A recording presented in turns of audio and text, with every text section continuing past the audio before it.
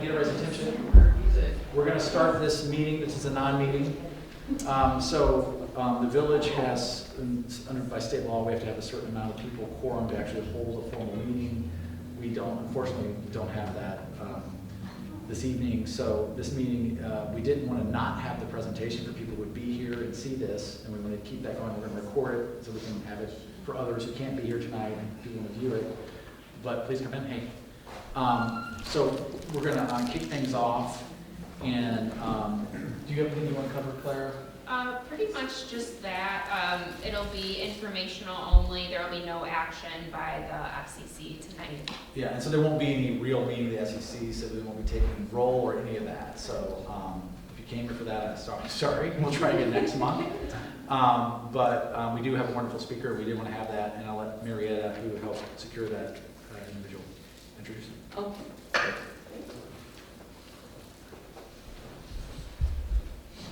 Okay, good evening, everyone. My name is Marietta Hans, and my family and I have been residents of Lake Bluff since 2002, and I've been a member of the Sustainability Committee since 2021. And as you know, Lake Bluff has a sustainability plan with 7 key areas, and one of those key areas is light pollution. And we have with us Adam Cruiser, who is one of the founding members of the Chicago chapter of the International Dark Skies Association. And Adam's going to talk with us this evening about light pollution, consequences of light pollution, and things we can do to restore and protect our dark skies. So Adam, thank you for joining us this evening. Well, thank you so much.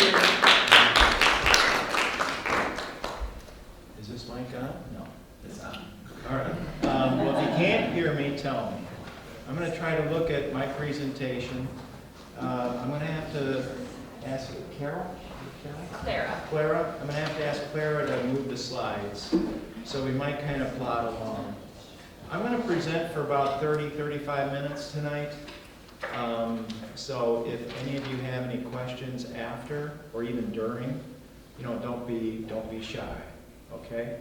I do like interactive presentations, and since this is more of an informational presentation, I think we'll try to do that tonight.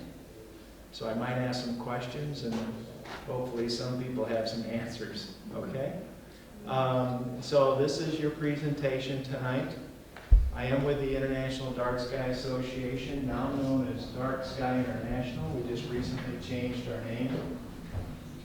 I am a delegate with the International Dark Sky Association. There's about 500 delegates throughout the world.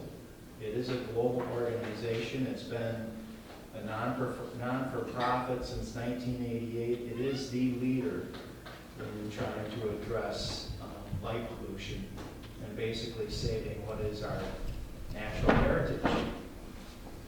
And I think that from a sustainability perspective, there's nothing more important than thinking about what our overall environment is, our total environment is. And half that environment is sun, and half that environment is not sun. So we've got diurnal and nocturnal. So if we don't address that well, we're going to always be fighting to be sustainable at a lower level. So again, thanks for having me. Go to the next slide, please. The Chicago chapter is recent. We just received, I guess, proclamation of our Chicago chapter early this year. That is our website there. If there's anybody interested in joining the chapter, you can find us at that website. So please go to the website if you can, even if you don't want to be a member. There's a lot of good information there, and you'll find a few articles that I've authored. I'll go to the next one. So what is light pollution? I think everybody has seen it. We live in it. That basically is what we're confronted with every night here in Lake Bluff. Go to the next one, please. This is a nice slide because it more or less shows us the, progression with, artificial light pollution as we know it. I think here in Lake Bluff, you're probably the city sky. I would be surprised if you're anything otherwise. I don't think Lake Bluff is necessarily a suburban sky from the perspective that I'm aware of it. And of course, we got rural and dark sky sites, skies. So let me start with a couple questions. Does anybody know how many stars we should be able to see, if not for light pollution, with just our naked eyes on any given night?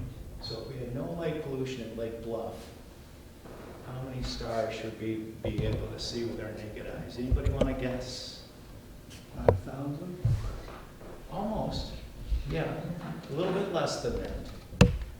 Now, does anybody want to guess how many stars you probably see on even the best of nights with your naked eyes here in Lake Bluff? Maybe 20.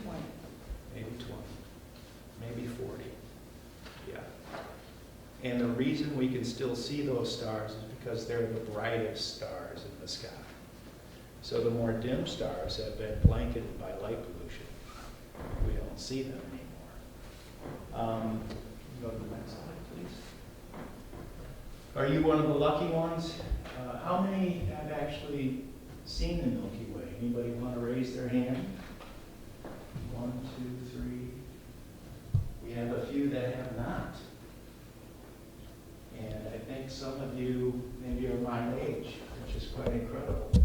And unfortunately, you know, most people, our young people, they don't have an opportunity to see it at all. And they may never have an opportunity to see it at all. Only 2 out of 10 people on Earth can actually see the Milky Way. Now, most people do live in urban areas, but it's a shame. It's a beautiful thing to see. The International Dark Sky Association kind of measures the pollution that we're confronted with the ability to see the Milky Way. The Milky Way is our galaxy. We are in the Milky Way. There are billions of solar systems in the Milky Way galaxy, and we are just one of them. Does anybody want to guess how many galaxies there are in the universe? 200 billion. So when you think about the totality of the universe and where we are in the universe, we're so very small. And we've basically eliminated our ability to see part of that universe because of the light pollution that we have. Next slide, please. So this is a good slide. It gives us an opportunity to see the progression of light pollution from basically the 1950s. I like to point out Lake Michigan. So of course we're on Lake Michigan here in Lake Bluff. Does anybody see all the light pollution over Lake Michigan? Why do we have light pollution over Lake Michigan? There aren't any lights on Lake Michigan. Reflection from the city? It's the sky glow. When light goes into the sky, it doesn't just go straight up. It spreads. So when it hits the sky, it explodes through all the dirt, the dust, the water that's in the sky, and it creates that big dome. So even though Lake Bluff might be the only city in the country that's actually emitting light at night, that light would still spread out somewhat to your neighbors. And that's why we have it spreading out even to more rural areas because of Chicagoland and its brightness. Unfortunately, based on recent studies, light pollution is progressing at 10% per year, not just 2%. So it's horrific. So when you think about here, maybe we can see 20 to 40 stars on the best of nights with our naked eyes. And in just a few years, we will be able to see measurably less. So the more and more lights we basically light, and with the introduction of LEDs, it's significantly worse. Before long, we may not be able to see many stars at all. We won't be able to see Orion, we won't be able to see the Big Dipper, we won't be able to see many constellations at all. We will be able to see the moon, at least we'll have that. Next slide, please. So let's talk a little bit about our history. Physiologically, we as humans, civilized humans, as we know humans, have been here for about 300,000 years.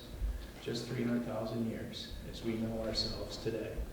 But the human race has been here on Earth for millions of years, as have, of course, mammals more generally. So physiologically, we are what we are because, of course, we've had a natural night with our natural day. And that's basically why we have a circadian rhythm.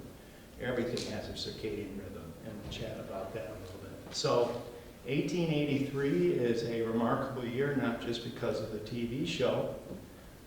It is 1883 when we first had a light bulb. Thomas Edison did not discover the light bulb, but he basically provided us with municipal lighting. Could you go to the next slide, please? So this is Merlot Park in Ohio. These are the first municipal lights. I walked Lake Bluff tonight. You've got basically this fixture here. And Lake Bluff might be from 1883, I'm not sure. But that's basically what we have. So our first municipal lights were in Merlot Park back in 1883. In 1925, only 30% of all households actually had artificial light. In the 1950s, only 50%, when you think about all the rural communities. So it's been a tremendous progression over time to where we are now, where we're confronted with artificial light at night, every night, pretty much everywhere. Next slide, please. So just to remind everybody here what we would like to be able to see, the 1883 slide was Yellowstone. This is Yellowstone Arch at Yellowstone. I was just there this summer.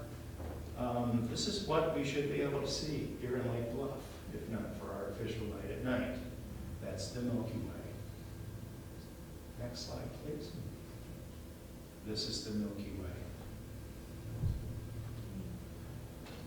I have a place in Michigan over in Ludington, near Ludington, and we can go out on the beach any given night for the most part, and you can see the Milky Way from horizon to horizon.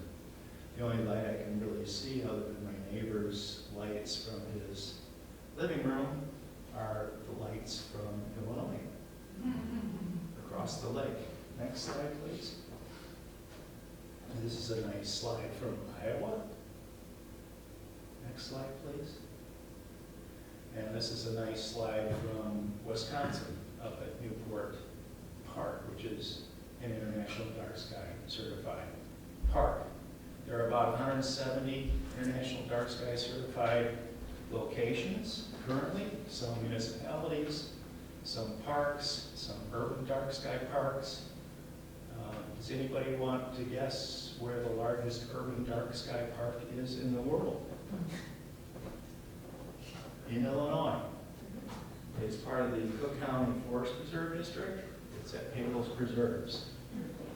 They worked for 3 years to become urban dark sky park, certified by the International Dark Sky Association, now known as Dark Sky International.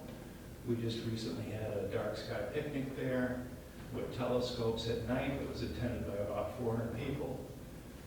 The Forest Preserve District of Cook County has resolved to be more dark sky friendly, as has the Forest Preserve District of DuPage County. There is now 3 park districts in Illinois that have also resolved to do that: Glen Ellen, Wheaton, and Geneva. Next slide, please.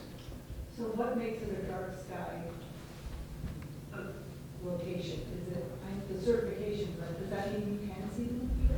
Can we see it? No. So it's an urban dark sky park because you can't see the stars that you would typically see in a rural park. So most of the locations that are certified are dark sky locations, for example, out in Utah or in Minnesota, or headlands up in Michigan. Okay. You have to resolve that you are going to be dark. So you're going to turn off your lights. If you have your lights on, they must be dark sky compliant lights with dark sky compliant bulbs.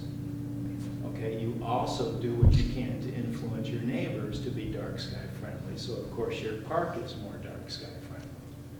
And you also have to volunteer to basically promote that you're an international dark sky park. So you have brochures, advertising, things of that nature. Is there attrition in, whatever you want to call it, dark sky spots that have been removed from the list because they can't get complaints from neighbors? No, Okay, good. but you do have to show a commitment to keeping your dark sky friendly park. So I believe every 3 years you have to file some type of paperwork to make sure that, you know, you're doing what you promised you would do from a long-term perspective. Yeah. There are dark sky municipalities. Hawthorne Woods is one of them. Homer Glen is one of them.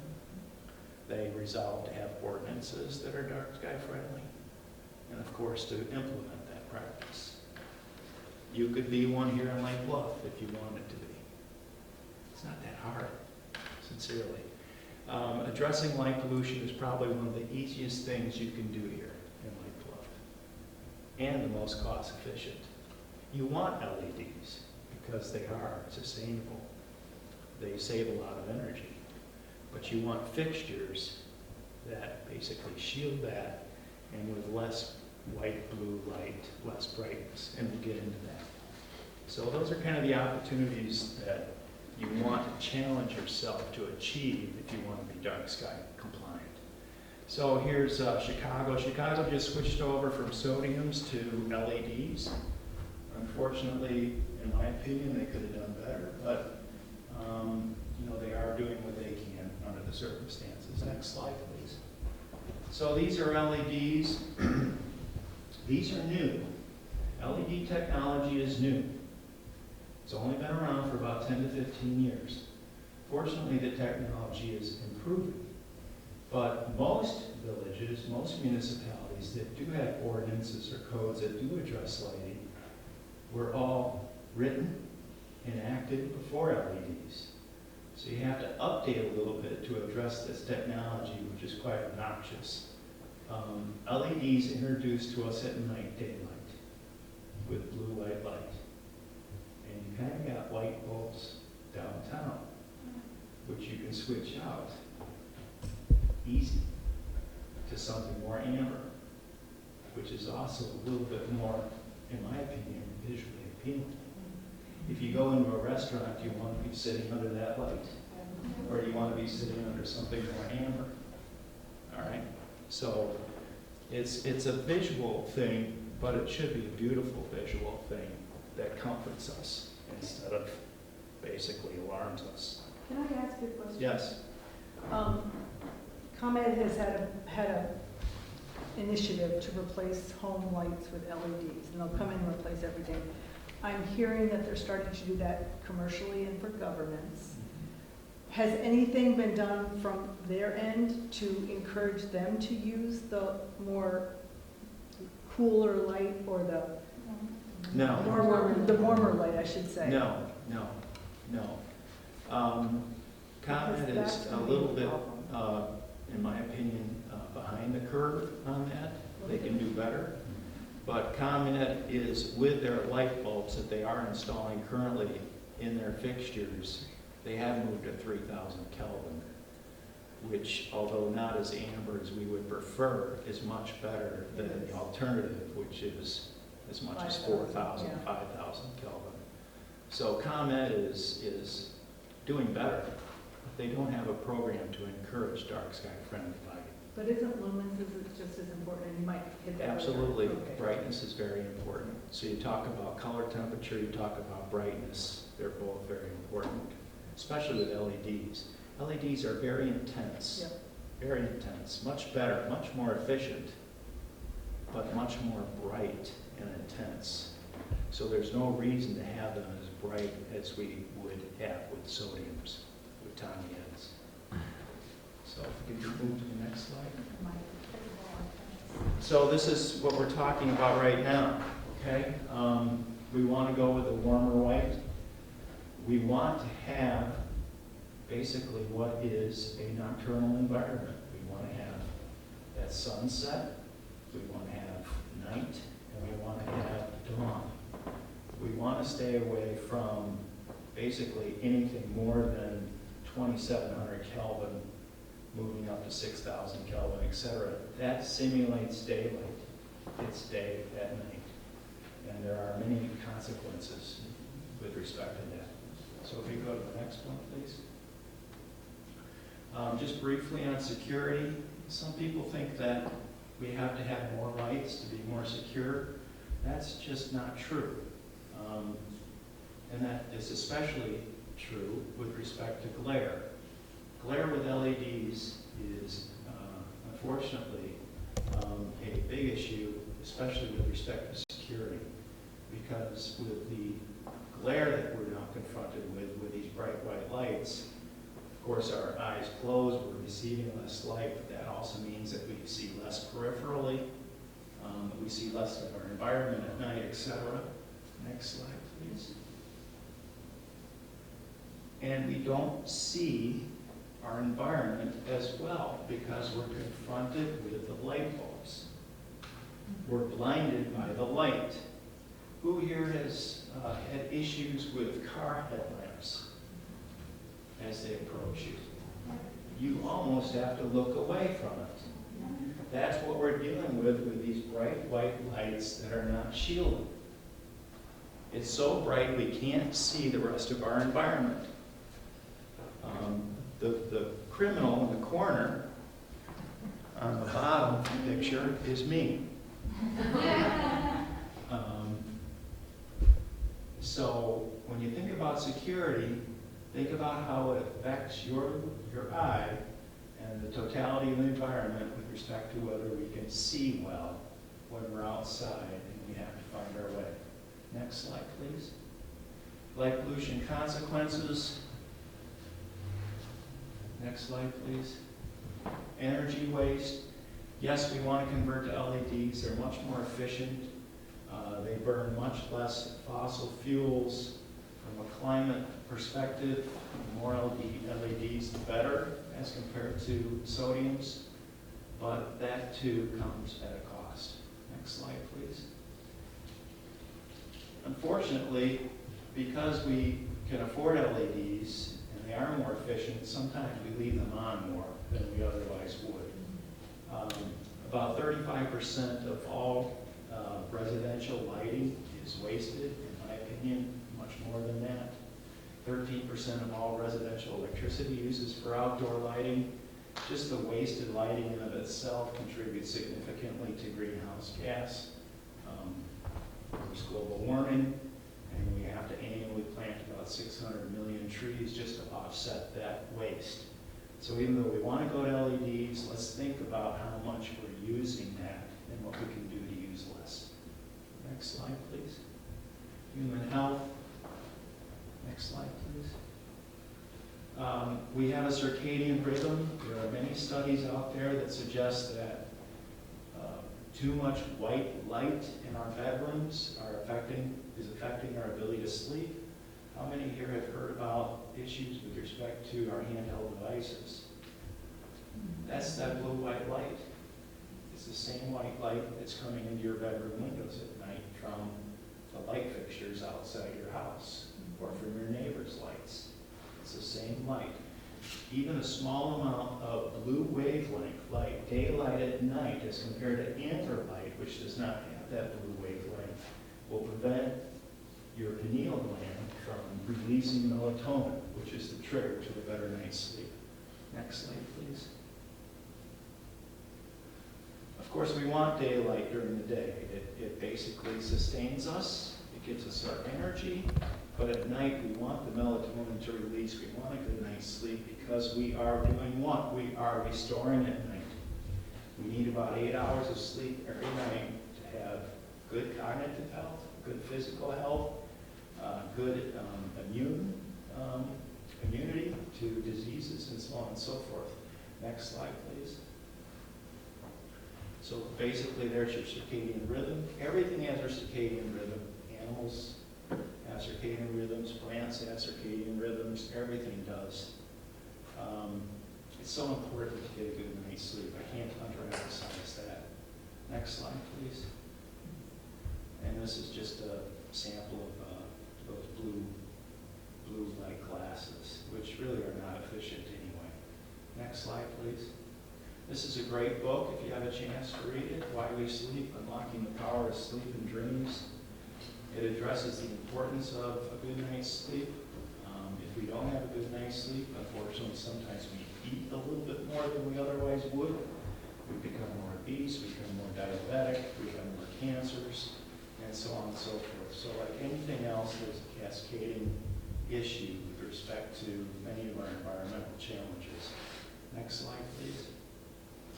Ecological impacts.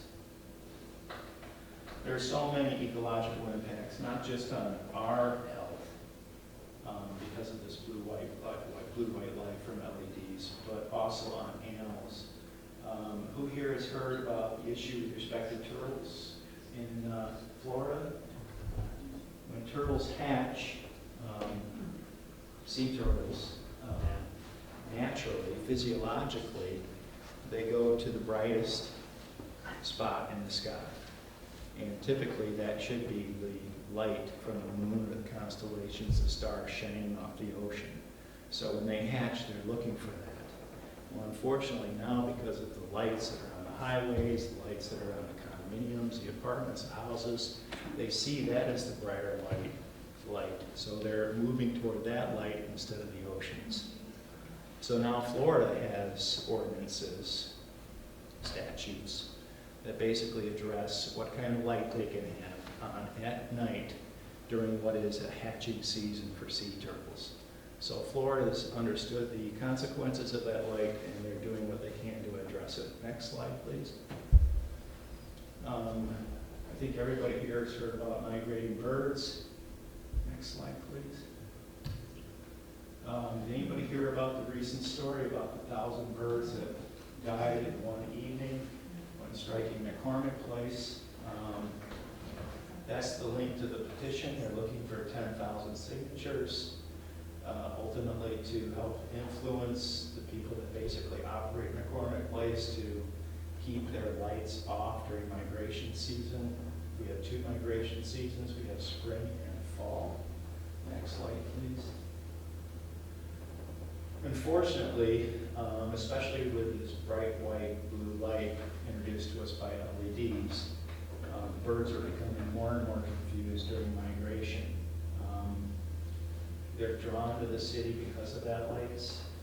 They come into the city when they wouldn't otherwise come into the city. Remember, most of these birds are coming down from Canada, okay, where it's completely dark, and they're confronted with these cities that they wouldn't otherwise have in their day-to-day lives, where they're migrating from. And they're migrating to relatively dark places. So unfortunately, like our moths, they're drawn to the light, they come into the cities, and they strike windows. Next slide, please.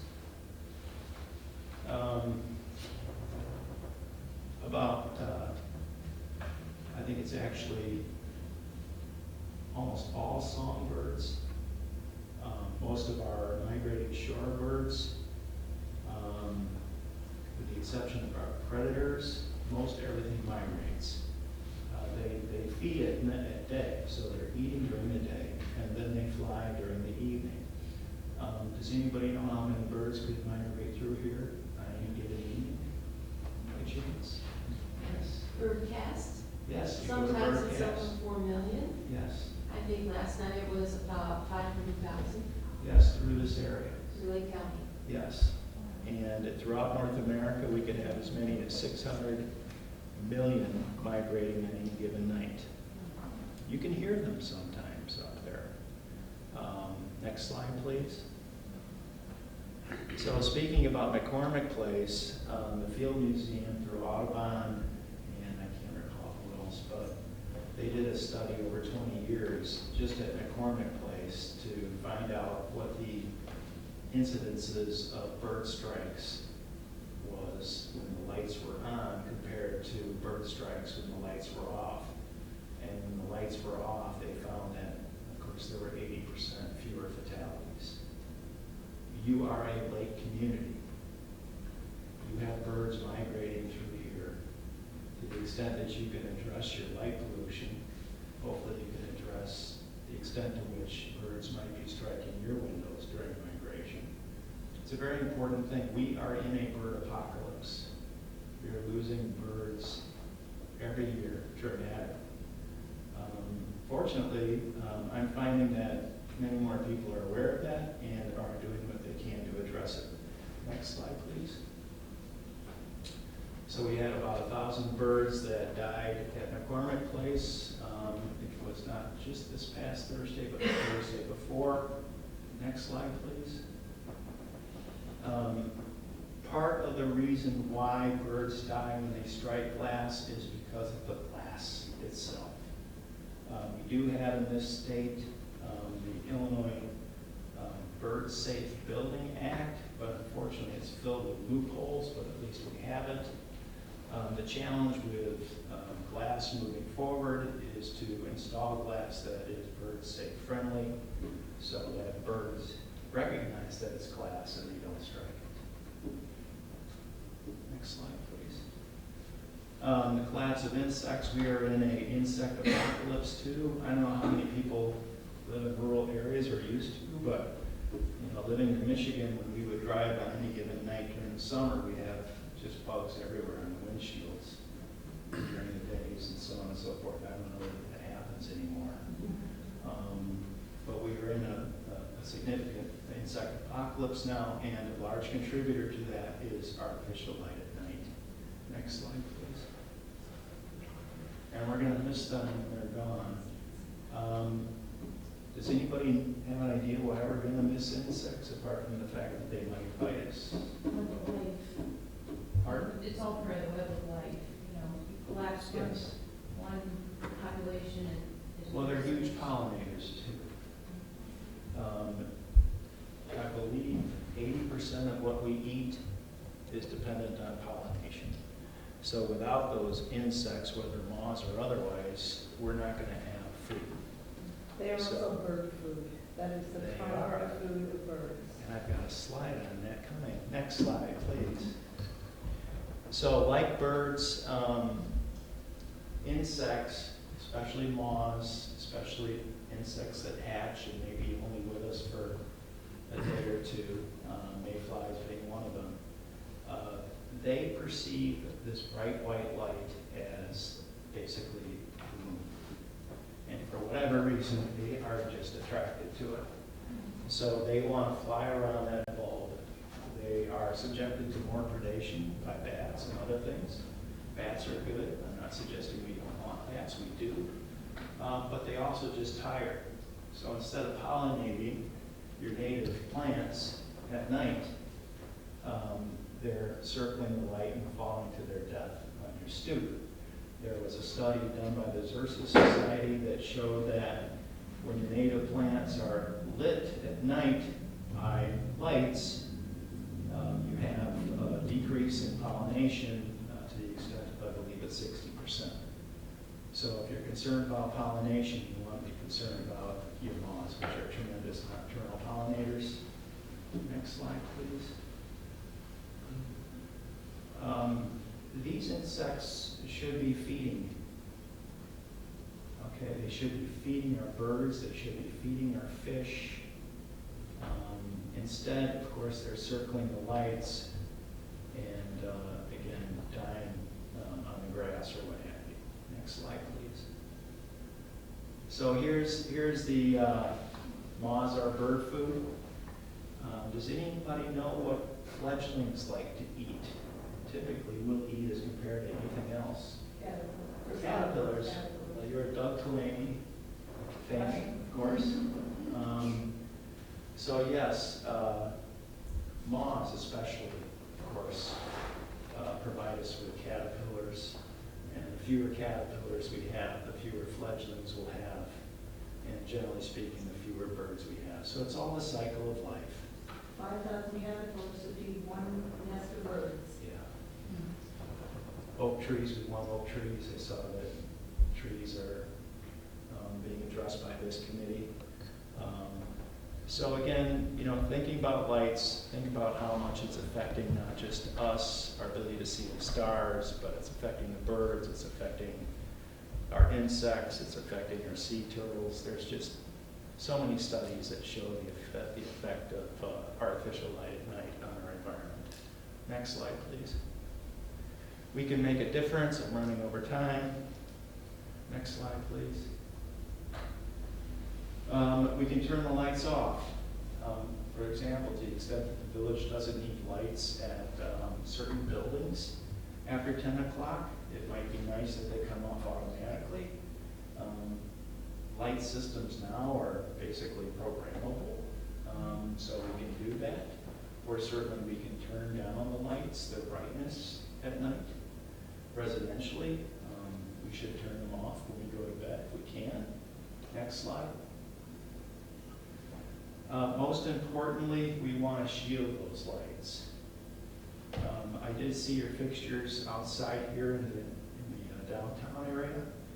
You can see the bulbs, as you know. So that light is not being shielded down. To the extent that at some point in time the village wants to improve that situation, they can purchase dark sky friendly lights which shield that light and bring that light down at a 45-degree angle. It's being done at most municipalities now. Certainly most municipalities that are aware of the consequences of light pollution. Those fixtures don't cost any more than any other fixture. And we have hundreds of fixtures that are dark sky approved that any village can look at our website at Dark Sky International. Most of your vendors are very much aware of dark sky approved lighting and are more than happy to provide the village for your homes with that. Next slide, please. So at home, this is a picture I took of light fixtures at Home Depot. So I have the middle one here on my house. Costs $30. There are many non-dark sky friendly fixtures that are much more expensive. So residentially, we can go on the Dark Sky International website, and we can also get access to hundreds of choices that are dark sky approved that you can buy at any location, including Home Depot. So on our website, you can go and pick out the fixture. They'll take you directly to Home Depot, and you can purchase it from Home Depot and have it delivered to your house. Next slide, please. This is a sample of a dark sky friendly fixture that municipalities, parking lots may use. Next slide, please. Likewise, with this fixture, they're beautiful fixtures, and they don't cost any more than a non-dark sky friendly fixture. It's just a matter of being aware of the situation and doing your best to think about maybe a better choice. And it doesn't affect security at all. Next slide, please. So again, we want to stay with the more warm color. Next slide, please. This is kind of a demonstration of that. We want to stay in the 2000 Kelvin range. So when you look at your box, look at Kelvin. When you look at the bulb that you might buy commercially or from a municipal perspective, look at Kelvin. The perfect bulb at night would be red. Red light at night is the best. And there's some suggestion that ultimately we will all go to red light at night. Next slide, please. So when you're at the hardware store, basically you want to look for the soft white box. Regardless of the manufacturer of the bulb, you will see these color choices. So the blue bulb, the blue bulb is daylight. That's your 5,000 Kelvin. It simulates daylight. It's great if you're performing surgery. But it's much too much. And unfortunately, we're putting that outside in our unshielded fixtures. The 3,000 is the bright white, which is basically what ComEd is providing us. And Chicago just put in still too much blue-white light in that bulb. The better choice, at least insofar as going out and buying a box of bulbs for your residence, is the soft white, but we can do even better than that. Next slide, please. We talked about brightness. If we can go back to that last slide, you'll see that all these bulbs have a brightness of 800 or 840. That's basically your lumens, which from our perspective is kind of a watts measurement. All these bulbs are 60 watts. The brightness is, again, a significant issue with LEDs. What you'll find is that that light comes down on the ground and reflects up. So we want less brightness. If we go to the next slide again, please. So not only think about the color temperature of the soft white bulb, but also try to decrease the brightness, decrease those lumens. to something more in the ballpark of 450. And you can think of that from the perspective of watts. See how this is a 40-watt box as compared to a 60-watt box? Municipalities have these choices.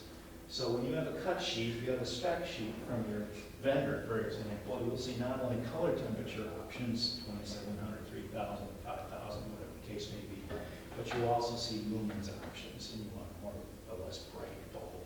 It will not affect security whatsoever. You have kind of those bright bulbs outside. Next slide, please.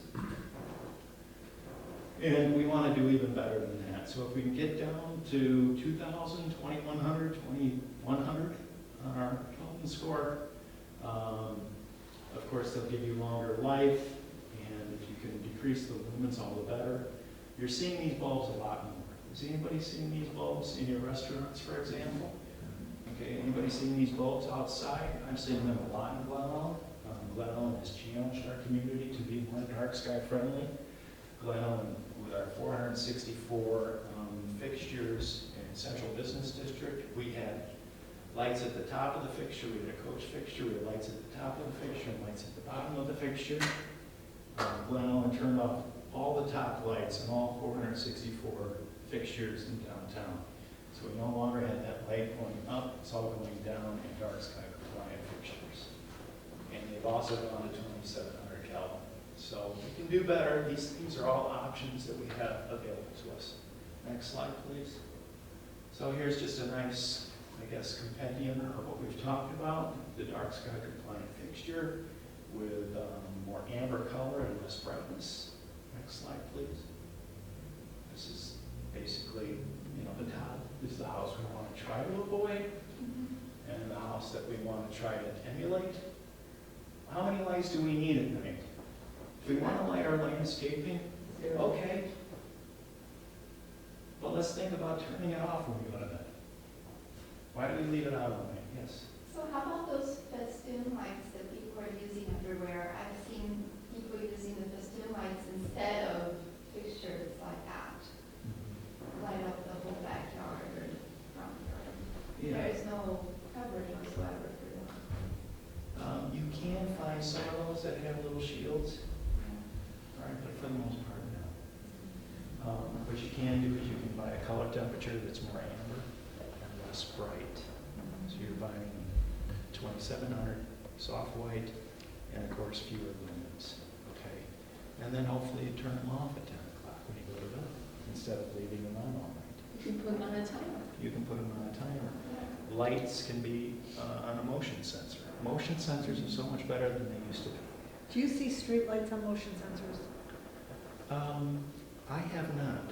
Okay, I just want, No, I they're have so not. obnoxious when they're shining in the light at night.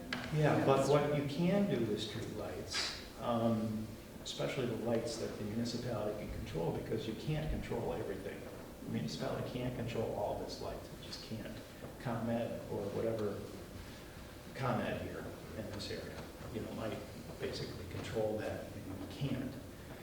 But with programming now, municipalities can bring down the color temperature at night and also the lumens at night. So at 10 o'clock, you can bring that down 40, 50, 60%, so it's less bright, or do it at midnight. Or maybe you turn them off at 2 o'clock and they come back on at 5 in the morning. So there are much more programming issues, programming options, I should say. Next slide, please. So these are the 5 principles that we try to encourage everybody, whether a municipality or residents. All lights should have a clear purpose. Why do we have that light out there to begin with? Light should be directed only where we need it. We don't need to light up the sky. We're not up in the sky. We're not doing what we're doing in the sky. We're doing it on the ground. We are not adverse to lighting. There's just better lighting options. We want to light the ground and keep that light on the ground.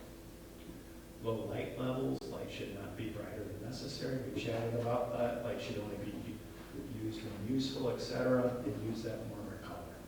So it's pretty easy stuff. Next slide, please. Because every day needs a night, as we've had until about 1950, 1960, 1970. So So we want to try to get back to our heritage. Next slide, please. And there you go. And I'm winded. So, yeah, go to the Dark Sky website, take a look at it.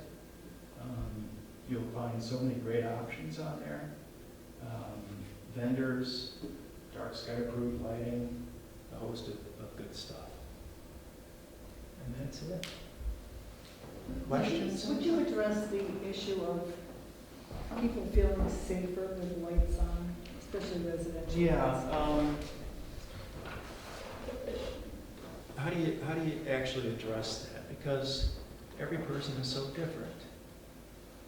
Some people are just terrified. Well, let's get to the science of it, or the facts about it, rather than what people internally think. Is it safer to have lights on at night in your property, or is it?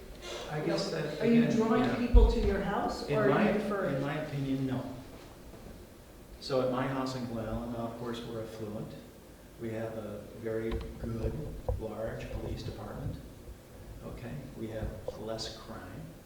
All right. I do not have any lights on at night. Period. None. Zero. Okay, they're not on. And I very rarely have them on. Notice I'm having guests over.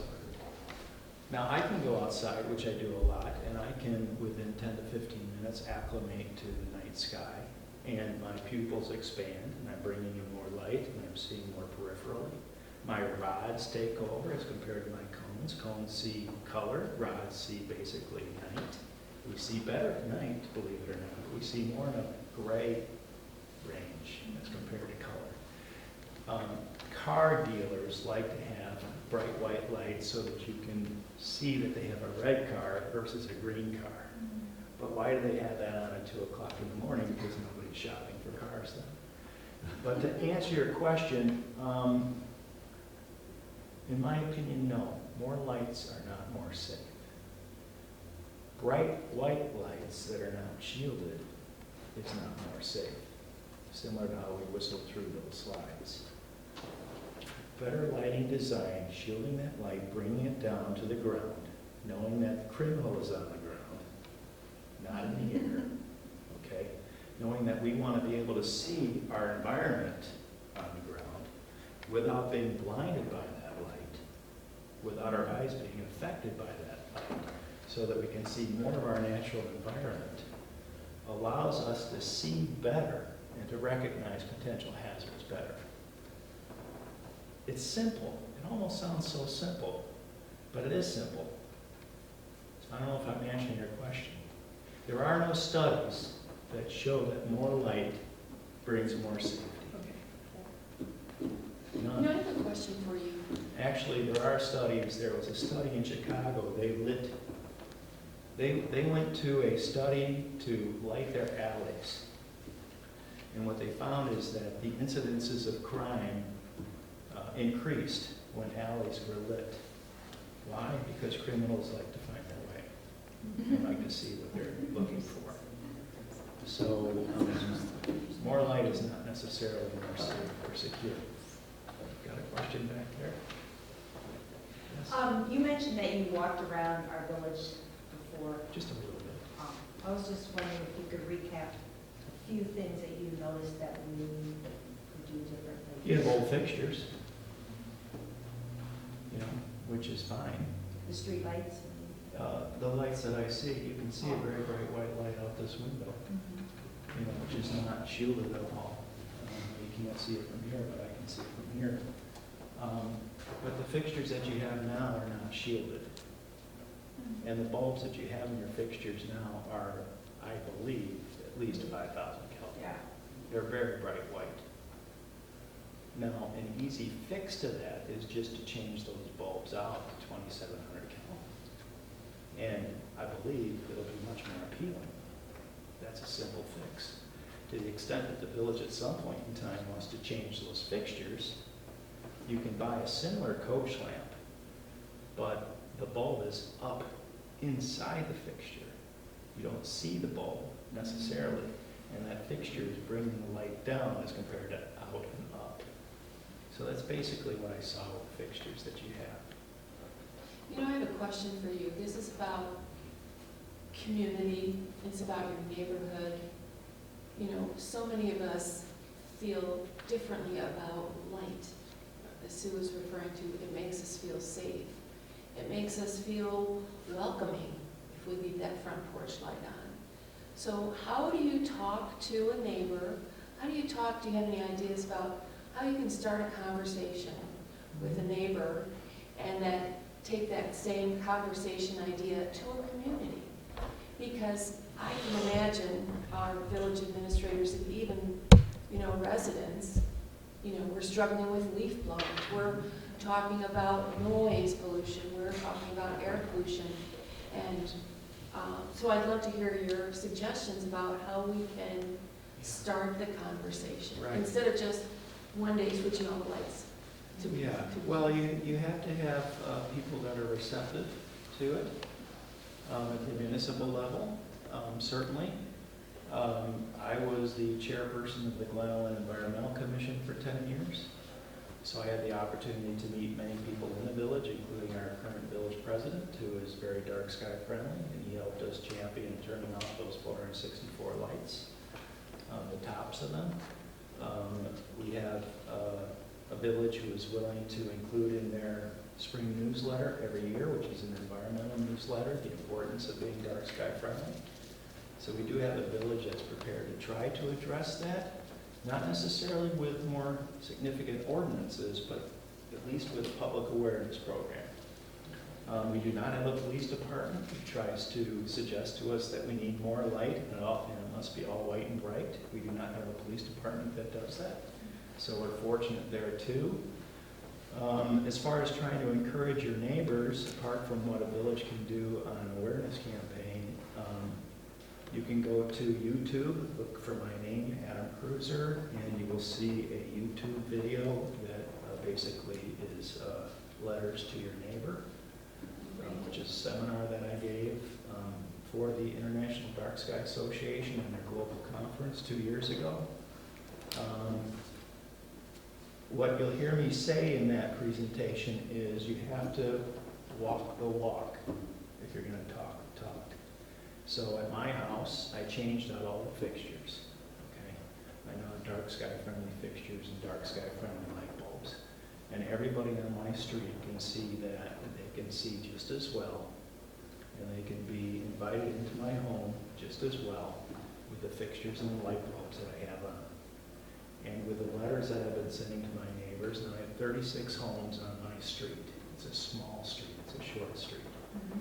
But even though most of my neighbors have not changed out their fixtures, they have changed out their bulbs to more amber colors, and they are turning their bulbs off when they go to bed.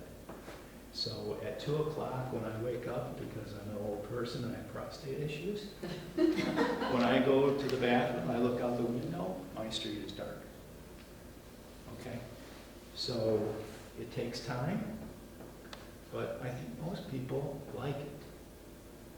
They like being able to go outside at night and the ambiance of being in that more amber glow, like at a restaurant or a bar. Okay? And they can see just as well. They can see the stars a little bit better. Why? Because their eyes are not confronted with all that glare from those porch lamps and those garage lamps that are unshielded with those bright white lights. So it takes time, but I think most people ultimately appreciate it and do change. You will have some people that don't. Yes? I have a question. I mean, obviously it's great to do the residential, but to me, the biggest light pollution is the cities, the skyscrapers, that there's nobody in at night, that they keep all the lights on, and our highways that are probably way too bright. What is being done to address that, or what, you know, what do you say to these skyscrapers that want to keep every floor light on? Or Well, there's not a statute in Illinois that addresses that. There's not a statute in the country that addresses that, not in our country. I am working with our state senator right now, Laura Ellman, on what hopefully will be the first state statute in the country to address dark sky friendly lighting with all state infrastructure. So hopefully we'll be able to get that through the Illinois legislature with this next legislative cycle in 2024. Here in your own municipality, you can do your best to try to persuade the village to have a more dark sky friendly ordinance. You don't really have any lighting codes here. I looked at them. They're really not too specific on what you're doing. So I'm sure whatever the village tries to do, they're just doing what they perceive to be the best under the circumstances. But you can do what you hopefully can to encourage the village to have more dark sky friendly practices on their books with ordinances and codes. As far as highways are concerned, most are state, okay, state highways, some township highways. So basically you're trying to encourage through state statute and township policies. It's difficult. But I think most, I see over the 3 years that I've been doing this, I see change. And I think it's changing for the better because people are becoming a little bit more aware. Yeah, unfortunately, those 1,000 birds died probably, hopefully to have more awareness. It's voluntary right now. So we have a Lights Out initiative in the city of Chicago, championed by many people, the Audubon Society, the Chicago Bird Collision Monitors. They've influenced building managers, building owners to turn their lights off, or at least eliminate a lot of their lights during migration season.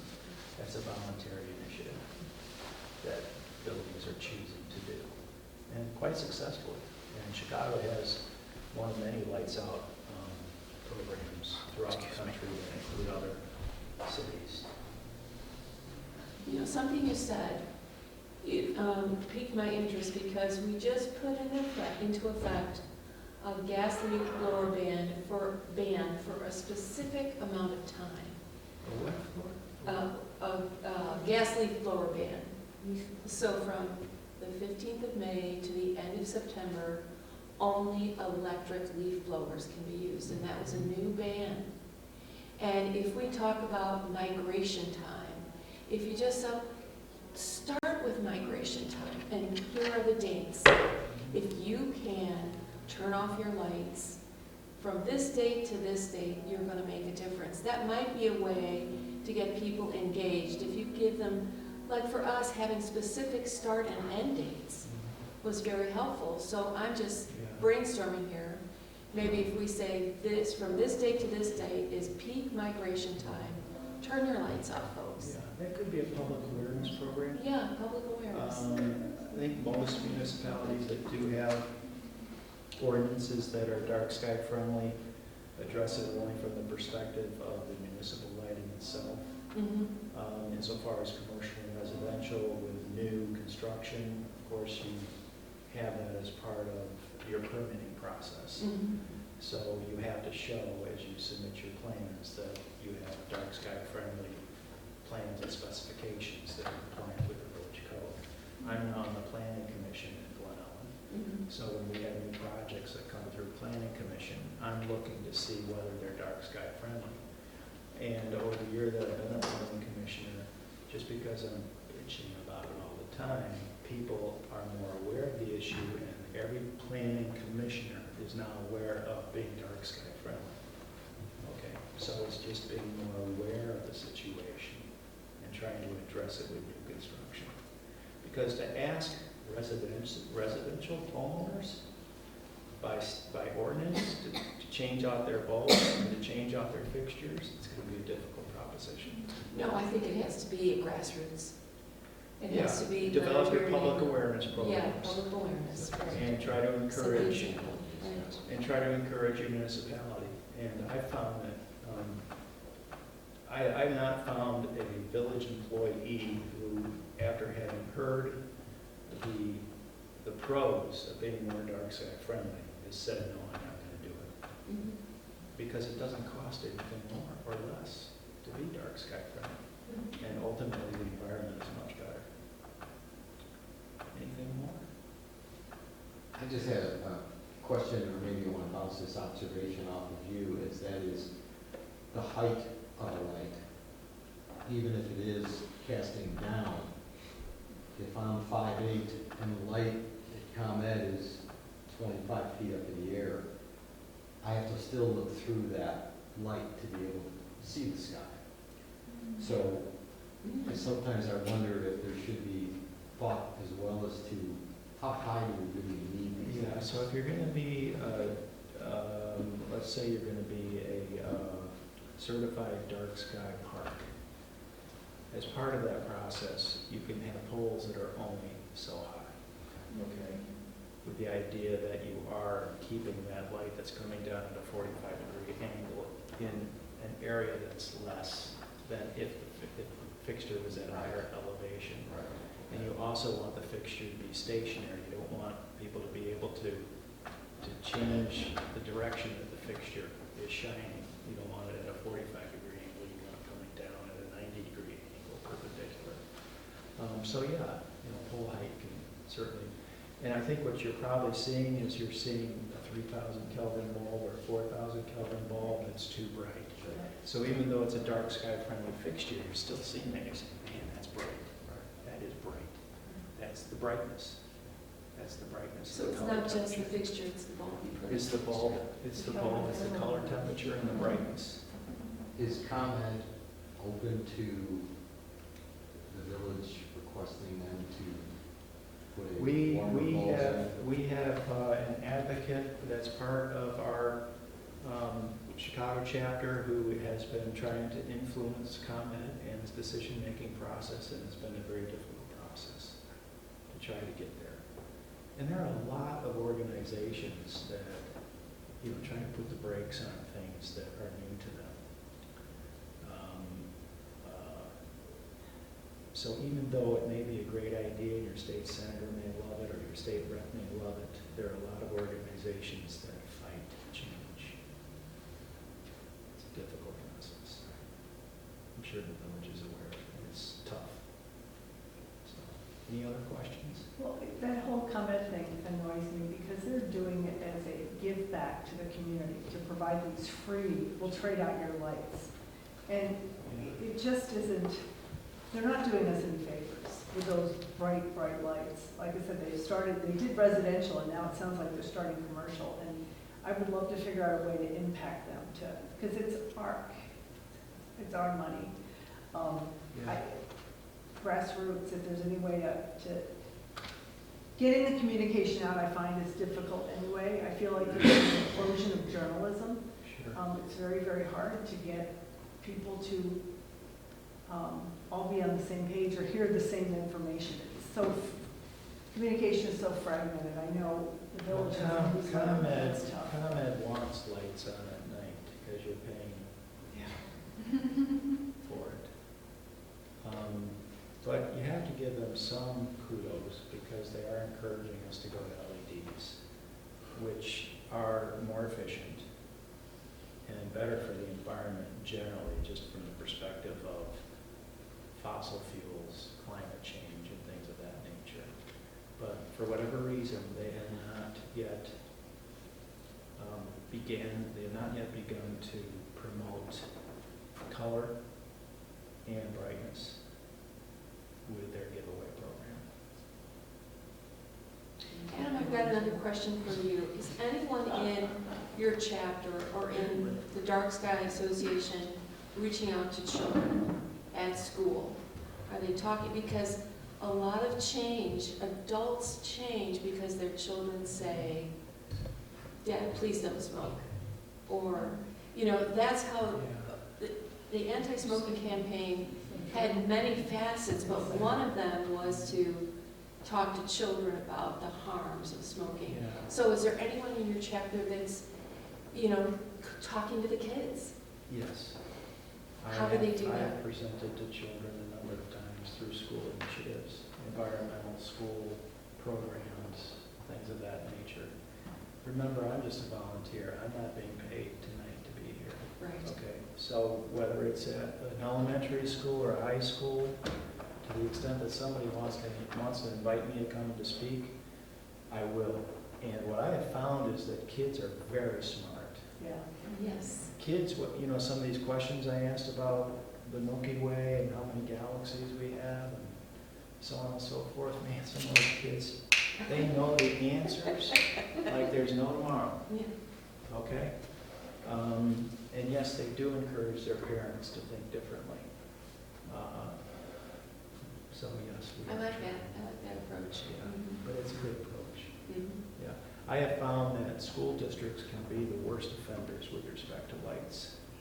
They have fixtures that are not shielded, they're just pointing straight out into their parking lots, they affect adjacent parks. They have daylight bulbs, and it's on all night. And they don't bring them down. They don't bring them down. Why? Because they want their schools to be safe. But they're not thinking about it in what I perceive to be a good way. So when we do talk to school districts, we try to encourage them to think about that. But like anything else, sometimes they listen, sometimes they don't, sometimes they act on it, sometimes they don't. Their concern is primarily security. And as with a lot of people, they just think having a light shining out on every inch of their property, even though it goes into their neighbors, is the way to go, bright light. Any other questions? Yes. Yes, you mentioned if people were to turn off their lights when they went to bed. So it made me think about what time at which it's impossible to say. But when do birds, when they start to fly at night, to migrate, have people done any studies about what time that might be? Is it in the dark, deep of night, or is it as soon as it gets dark out? Right now, the Lights Out initiative is for the buildings to turn off those lights at 10-ish. Okay, so they found that the birds start out around that time? The birds are basically going into their migration flight at night because there's less wind. Okay, there are fewer predators. And typically, they have the benefit of the wind. So when you have 600 million birds migrating through North America, if it's spring or fall, from which direction is the wind coming? They like to have the wind at their back. Okay, so you'll see that most of the migration occurs during, I guess, good conditions for them, the wind. But generally they're flying because there are fewer predators. They're fueling up during the day. So they're probably flying at 8 o'clock. They're probably flying at 9 o'clock. Certainly you would want to turn off your lights as early as 7 or 8 and leave them off during the rest of the night, if that makes you comfortable. In the letters to the neighbors, in that program, that presentation that I gave, I just let people know whatever's comfortable for you. Yeah. So if some people go to bed at 10 o'clock or 11 o'clock, okay, turn the lights off at 10 or 11. You're not going to be able to see the criminal when you're sleeping. Anyway. People don't really appreciate that. Okay? It's going to happen, whether it's dark or it's light.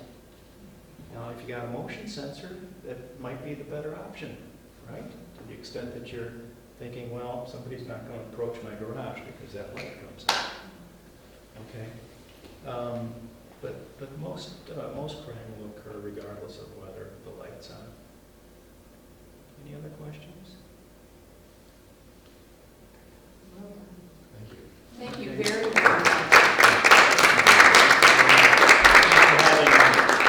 And good luck. Thank you. Thank you. Did you tell them about the brochure? Yes, there's some brochures up there, here, including on lighting and crime and security. So please take them. I'll wait for everybody to grab one before I say bye. Thanks, thank you so much.